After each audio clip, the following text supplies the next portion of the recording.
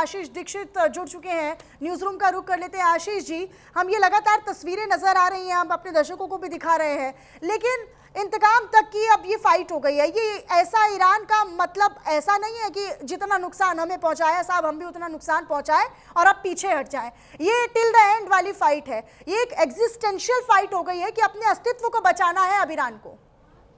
देखिए, खामनेई के जाने के बाद ईरान का एक ही मकसद है बदला, और बदले का मतलब यह है कि ईरान अब ऑल आउट अटैक कर रहा है। ऑल आउट मतलब जो ईरान के खिलाफ 11 देश हैं, जो 11 देश चाहे बहरीन हो, कतर हो, कुवैत हो, यूएई हो, सऊदी अरब हो, जो आस पड़ोस के जो तमाम मुल्क हैं उन पर ऑल आउट अटैक कर रहा है ईरान।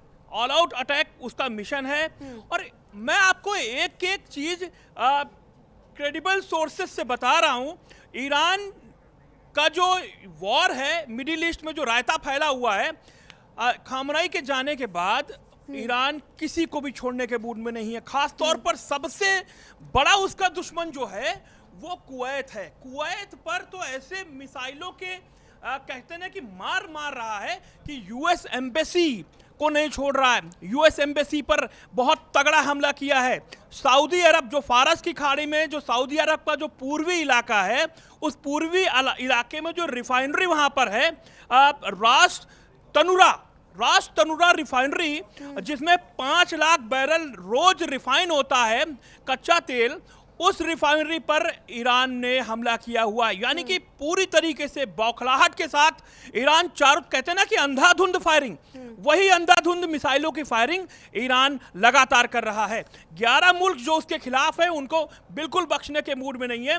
और तमाम जो ईरान के जो IRGC इस्लामिक रिवोल्यूशनरी गार्ड जो है, जो खामनेई के बिल्कुल करीबी था, यानी कि खामनेई का साया जिसे कहते थे, अब खामनेई जो उनको ऑर्डर जाते जाते मरते मरते जो उनको ऑर्डर दे के गए हैं, उस ऑर्डर के तहत अब IRGC जो है लगातार चौतरफे हमले कर रहा है अपने आसपास, जो उसके आसपास जो बंधक, जो घेरा बनाकर अमेरिकी एयरबेस थे तमाम जो उन पर सबसे सटीक निशाना लगा रहा है। दुबई को तो बहुत तगड़ा नुकसान पहुंचाया है। दुबई में तो लोग दुबके बैठे हुए हैं। और जो भारतीय कहें या जो तमाम दुनिया के लोग जो दुबई को एक सेफ देश मानते थे, और ये मानते थे कि दुबई में फ्लैट खरीद लो, दुबई में ज़मीन खरीद लो, दुबई में रहने का सबसे आसान तरीका है और सबसे दुनिया का सबसे सिक्योर देश दुबई है। उस देश में आपको याद होगा ब्रेटली ने वहां पर अपना घर खरीदा और कहा कि दुबई दुनिया का सबसे सेफेस्ट इलाका है। और अब वो दुबई ये है कि वहां से लोग निकलने के लिए हाथ जोड़ रहे हैं, कह रहे हैं हमको भैया दुबई से निकाल लीजिए, किसी भी तरह समंदर के रास्ते, पानी के रास्ते, हवाई रास्ते से हमको दुबई से निकाल लीजिए। लेकिन दुबई से बच के आना, लगातार वहां सायरन बज रहे हैं दुबई में। तो ये जो तमाम जो तस्वीरें सामने आई ईरान की, जो बौखलाहट वो वाकई में देखी जा रही है। दूसरी तरफ अगर अमेरिका की बात करें तो अमेरिका ने इजराइल के जरिए और समंदर में जो खड़ा है अब्राहम, मैं अमेरिका पर भी आऊंगी, वो भी पॉइंट ऑफ व्यू अपने दर्शकों को बताएंगे। लेकिन अब नेतन्याहू के ऑफिस पर, नेतन्याहू के दफ्तर पर भी ईरान ने अटैक किया है। यानी कि मकसद साफ है। अब लीडरशिप पर बात आ रही है कि ठीक है आपने इतना नुकसान पहुंचाया, आपने स्तर बढ़ा दिया, तो अब हमारे लिए भी कुछ नहीं है, हम भी सीधा टॉप लीडरशिप पर हमला करेंगे। देखिए ईरान, मैंने पहले बताया कि ईरान किस तरीके से बौखला गया है। इस लड़ाई में हिजबुल्ला अटैक कर दिया है। हिजबुल्ला जो इजराइल का सबसे करीबी मुल्क है, हिजबुल्ला जो लेबनान में मौजूद है, हिजबुल्ला के लड़ाके आप इजराइल में, माफ कीजिए, इजराइल में नेतन्याहू का जो तेल अवीव में जो उनका सेंटर बचाया जा रहा है, उनको ऑफिस बताया जा रहा है, उस पर अटैक करने की बात कही जा रही है। लेकिन चूंकि वहां आयरन डोम है तो बहुत ज्यादा नुकसान नहीं पहुंचा है। लेकिन वहां से जो धुएं का गुबार उठा हुआ है तो बताया जा रहा है कि हाँ, लोग डर के साए में हैं, लगातार इजराइल में सायरन बज रहे हैं।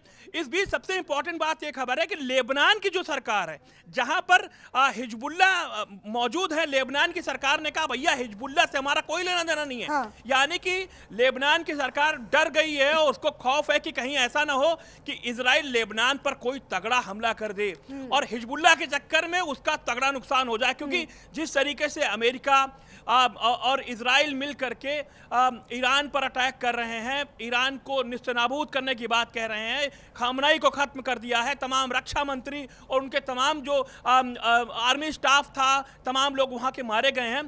तो अब उनको लग रहा है कि अगर इस लड़ाई में अगर हम कूदे तो निश्चित तौर पर लेबनान का तगड़ा नुकसान हो सकता है। मैं आ रहा था अमेरिका पर कि अमेरिका कैसे खामनाई के जाने के बाद जो पहाड़ियों के नीचे, ईरान में पहाड़ियों के नीचे जो सैन्य बेस बनाकर रखा था ईरान ने, रेवोल्यूशनरी गार्ड ने और तमाम वहां के जो साइंटिस्ट जो वहां पर मिसाइलें रखी थी, उनको B-2 बॉम्बर से निशाना बनाया जा रहा है, उनको रॉप्टर से निशाना बनाया जा रहा है। तो ये जो तस्वीरें सामने आ रही है, ये लड़ाई थमने वाली नहीं है, क्योंकि ईरान वर्सेस 11 मुल्क, यानी कि 11 जो देश हैं ईरान के आसपास के, वो वर्सेस ईरान, ये चल रहा है। और इस लड़ाई में ठीक है, भले ही ईरान की हार हो जाए, लेकिन वो नाको चने चबवाने पर उतारू हो रहा है। ठीक है आशीष जी, आप रहिएगा मेरे साथ। इसी बीच एक और बड़ा अपडेट अपने दर्शकों को दे देते हैं, इसी से जुड़ा हुआ। दरअसल सऊदी अरब ने ईरान को खुली धमकी दे दी है, ईरान के खिलाफ जवाबी कार्रवाई जरूर की जाएगी। सऊदी अरब कह रहे हैं हमें आत्मरक्षा का अधिकार है, हक है, ये सऊदी अरब ने कहा है। सऊदी अरब कह रहा है कि ईरान ने सऊदी अरब की रिफाइनरी पर हमला किया था। दरअसल ये जो तस्वीरें हैं वो भी हम अपने दर्शकों को दिखा रहे हैं और अपने दर्शकों को ये जानकारी भी दे रहे हैं कि सऊदी अरब ने ईरान को अब खुली धमकी दे दी। आशीष जी लगातार हमारे साथ बने हुए हैं। आशीष जी, अब सऊदी अरब खुली धमकी दे रहा है कि ईरान के खिलाफ जवाबी कार्रवाई जरूर की जाएगी। देखिए, सऊदी अरब एक सुन्नी मुल्क है और ईरान शिया मुल्क है, और जिस तरीके से फारस की खाड़ी में ईरान अपने आस पड़ोस के लोगों को टारगेट कर रहा है, और पूर्वी तट पर ही रिफाइनरी है रास तनूरा, जिससे मैंने बताया आपको कि 5 लाख बैरल रिफाइंड तेल रोजाना होता है। 10%, दुनिया का 10% तेल इस इलाके से सऊदी अरब पूरी दुनिया को भेजता है। वो पूरी तरीके से ठप हो गया है, इस रिफाइनरी को शटडाउन कर दिया गया है, बंद कर दिया गया है। अब आनन फानन में सऊदी अरब ये कह रहा है कि बदला लेकर रहेंगे, हमें रक्षा का अधिकार है। बदला लेकिन सऊदी अरब किस तरीके से लेगा? क्या उसके पास तो कोई बहुत बड़ी आर्मी है नहीं, ना ही उसके पास कोई मिसाइलों के भंडार है। निश्चित तौर पर जो सऊदी अरब में अमेरिकी फोर्सेस हैं, अमेरिकी बेस अड्डे हैं, उस अमेरिकी बेस अड्डे से, वहां से जो अमेरिकी फाइटर जेट हैं, वो ईरान पर हमला कर सकते हैं, कोई बड़ा हमला कर सकते हैं, क्योंकि बेहद पूर्वी तट, जो सऊदी अरब का पूर्वी तट है, ईरान के पश्चिमी तट के बिल्कुल करीब है। निश्चित तौर पर यह कोई बहुत बड़ा प्लान हो सकता है कि जो ईरान की बची कुची ताकत है उसको निस्तेनाबूद कर दिया जाए। लेकिन जिस तरीके से ईरान, मैंने कहा ना कि ईरान की IRGC, इस्लामिक रिवोल्यूशनरी गार्ड जो है वो हमला कर रहे हैं अमेरिका पर, तमाम जो वहाँ पर एम्बेसीज हैं आसपास के मुल्कों को, उनको निशाना बनाया जा रहा है। तमाम मैंने कहा ना कि ईरान ऑल आउट अटैक पर है, एम्बेसी को निशाना बना रही है। अच्छा आशीष जी, क्या इसमें कोई पैटर्न आपको नजर आता है, कोई स्ट्रेटेजिकल, कोई ऐसी रणनीति आपको इस हमलों में, इन अटैक्स में नजर आती है ईरान की या इजराइल की, या फिर केवल एक फायर अटैक है, या ऐसी लड़ाई है कि जितना नुकसान हमें हुआ हम तुम्हें उतना नुकसान पहुंचाएंगे? नहीं, देखिए, खामनेई का जाना इतना बड़ा नुकसान है कि ईरान इसकी भरपाई जिंदगी में नहीं कर सकता। खामनेई एक ऐसे लीडर थे जिनको सिया कहते हैं ना कि सियाओं के बीच वो एक रहनुमा जैसे थे। और चाहे 7 करोड़ ईरानी हो जो सिया समुदाय के हैं, 2.5 करोड़ पाकिस्तानी ईरानी हो, 2.5 करोड़ हिंदुस्तानी क्या कहते हैं सिया मुसलमान हो, और पाकिस्तानी सिया मुसलमान, उनके लिए एक कहते हैं ना कि एक ईश्वर के एक फरिश्ते जैसे थे। लेकिन क्या ईरान फंस नहीं गया है आशीष? क्या ईरान अभी फंस नहीं गया है? क्योंकि एक स्ट्रॉन्ग मिलिट्री पावर तो इजराइल के पास है, लेकिन ईरान को ये मालूम है कि वो इजराइल के आगे क्या है या क्या नहीं है। तो कहीं ऐसा तो नहीं है कि ईरान फंसा हुआ अपने आप को महसूस कर रहा है? देखिए, ईरान तो ऑलरेडी फंसा हुआ है। ईरान के खिलाफ जब आस पड़ोस के 11 मुल्क खड़े होकर लड़ाई लड़ रहे हैं, ईरान तो ऑलरेडी फंस गया है। ईरान के सारे कमांडर्स, बड़े कमांडर्स मारे जा चुके हैं, उनके सुप्रीम लीडर खामनेई मारे जा चुके हैं, सेकंड लीड अब आगे आ चुकी है। निश्चित तौर पर ईरान को ऐसा नुकसान हुआ है जिसकी भरपाई नहीं हो सकती। क्या वहां पर रिजीम चेंज होगा? क्या वहां पर अब्राहम लिंकन जो समंदर में खड़ा हुआ है वो जो उनके बंदर अब्बास जो उनका एयरपोर्ट, माफ कीजिए, जो वहां पर उनका ठीक पोर्ट है। है उसको नुकसान पहुंचा है? क्या ये आगे? ठीक है आशीष जी, बहुत शुक्रिया आपका हमारे साथ जुड़ने के लिए और इस पर चर्चा करने के लिए, जानकारी हमारे दर्शकों तक साझा करने के लिए।